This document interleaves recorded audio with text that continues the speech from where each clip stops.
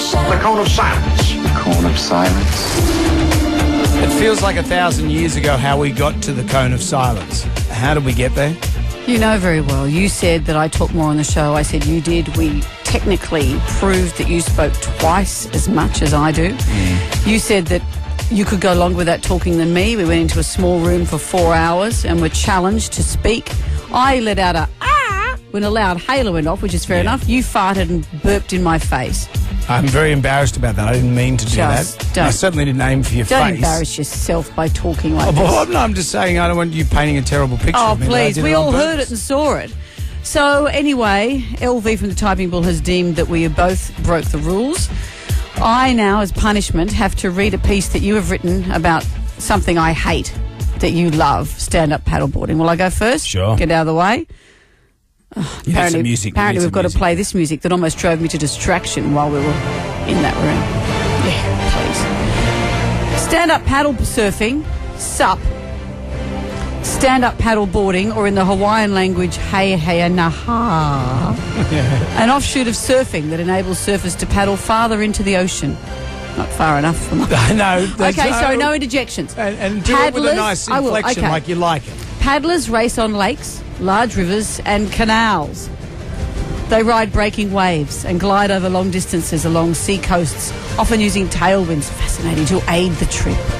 Though there are a few examples of someone standing on a float with a pole or an or earlier, stand-up paddle surfing really took off after 2005.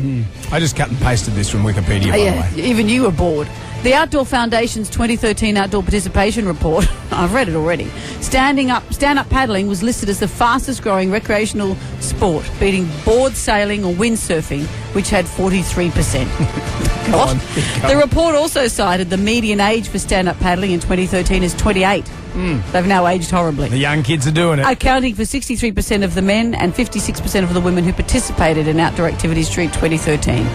This is the bit you've added at the end. I can see the font is different. Stand-up paddlers report of a level of fitness that rivals many top-level sports.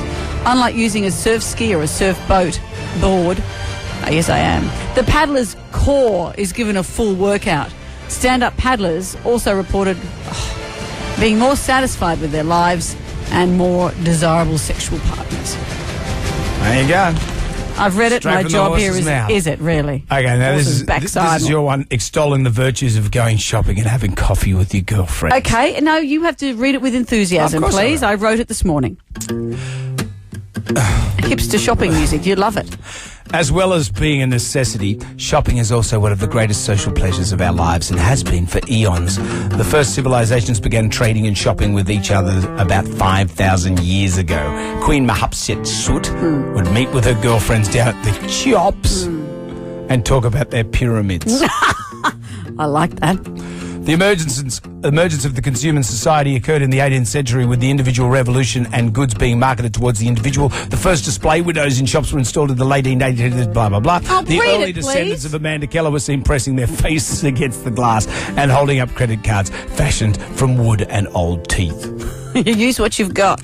Then came the department store and we haven't looked back. Picture this, you and your best friends meandering in and out of stores, touching fabrics, examining price tags, the accelerated heart rate that comes with the discovery of the perfect jacket to team with the new Sassenbeid leopard clutch. Pure bliss. Then to make the experience truly complete, what is better in the world than a table at the fabulous new cafe you read about in the long black column in the Herald? You know you're in for a treat from the minute you open the door and hear the ding-ding of the bell at the top of the door and the choices steamed. So you've got steamed broccoli. Well, I said ignore the typos. Quinola salad. Quinoa. That's how you spell quinoa. Is that how you spell quinoa? Yeah, keep reading. Tahini dressing or shredded nashi pear with truffle-infused cheese paste. This is the life. Gee, you've convinced me. That sounds great. That sounds great. All right, let's shake on it. You talk twice as much as me. Let's let's let it go.